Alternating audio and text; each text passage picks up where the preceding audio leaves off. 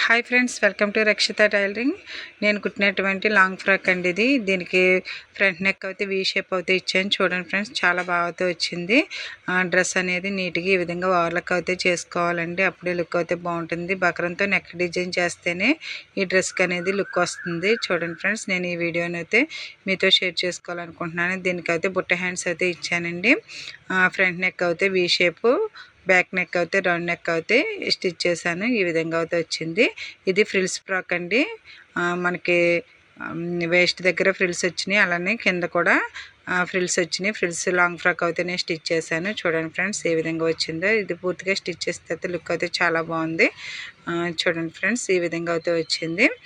Frills frock అయితే నేను ఈ విధంగా డిజైన్ చేశాను.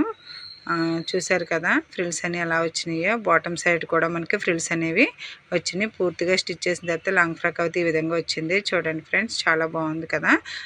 వీ షేప్ అయితే నేను నెక్ డిజైన్ అయితే చేశాను.